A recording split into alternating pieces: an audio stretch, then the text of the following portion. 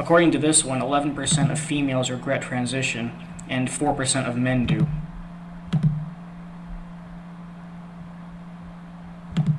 And that may seem like a small percent, but let's think about this. That's 15% total people who regret it and have done irreversible damage to their bodies. Also, that's only what's reported. Consider two other factors. One, there are also many others who probably didn't report it at all out of fear of being shunned or attacked. And two, how many didn't report it due to feeling there's no point because they probably can't afford the extremely high costs for a surgery to switch back. Now, there's a very important reason why I mentioned in this video. Keep in mind, I read a study from 2015 that claims 11% of regret for females and 4% for males. Do you want to know what the updated studies show? Follow-up study of boys with gender identity disorder. Now, granted, this article only shows boys, but we can use the power of extrapolation to see what it would be approximately for girls too. But it does show. This is the biggest study yet. You might be thinking, like, well, only 139 people? Matt, that's very fucking low. Yeah, well, then again, these people account for, like, what, 0.00001% of the entire population. So, of course, 139 may sound like a small amount of people, but it's actually a pretty big study. Anyway, of the 139, 17 people, or 12%, were classified as persisters in terms of having gender dysphoria. And the other 122 people, or 87.8%, were classified as desisters. People who had dysphoria, but then stopped showing signs of dysphoria, and therefore regretted their decision to transition. And now, despite people denying it for the longest time, we now know that even the trans stuff is a trend. I've been saying it for a long time, but now even the stupid people know it. That's not saying that trans people don't exist, but it is saying that a lot of people who do identify as trans, especially the non-binaries, the trans trenders, yes, it has in fact been a trend this entire time. Trans has absolutely become a trend. Why are fewer young people identifying as trans? This is, there's a lot of articles coming out this week. You may have seen these sorts of headlines because there's new data. The numbers are in. A surprising shift is taking place in the gender and sexual identities of young Americans. The Center for Heterodox Social Science says that since 2023, both trans and queer identification have dropped sharply within Gen Z. So here's the graph, as you can see. So we're looking at between the end of 2019 and 2020. I wonder what happened then. Nothing much, right?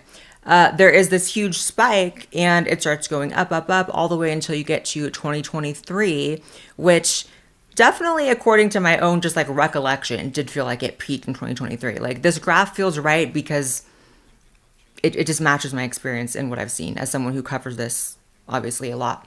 So in 23, almost 10%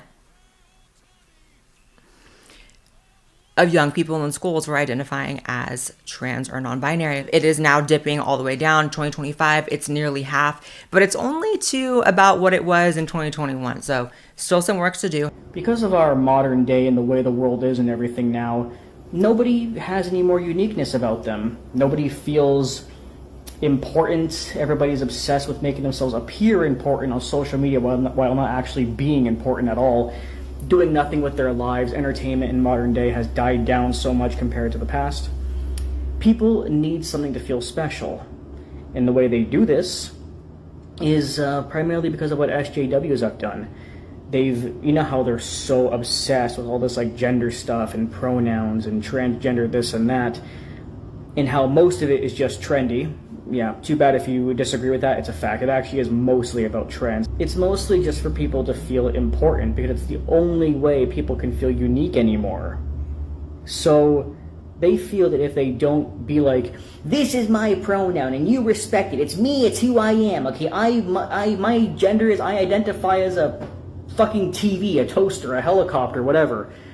These fucking things were invented specifically to make people who have no personality and no life feel special about themselves by giving themselves a label and being like, I have a label, therefore I matter. Look, here's the label. Look, the label's right here. Look at it. Fucking look at the label. That's all it is. So the moral of the story is exactly what I've been saying for years, and like I said in my Is Woke and SJWism Dying? The answer is yes, the world is going back to normal.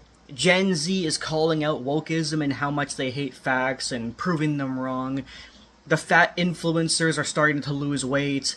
The trans influencers are starting to regret their transition, and multiple other aspects of wokeism is either dying off or reverting back to pre-15 years ago before the world went insane. And the reason is because, just like all trends, they do eventually die off, especially ones that only grew because everybody was losing their joy in life. Now, obviously, the pandemic is not the only reason, but it is definitely one of the biggest reasons that contributed to people not having anything to do. People had no lives, people had no hobbies, people weren't able to go out, go to school, go see friends. So they were trapped in their homes and on social media, on TikTok, and just following trends, trying to do anything to develop any kind of a personality or uniqueness. So they started saying, hey, I have something, I have a pronoun.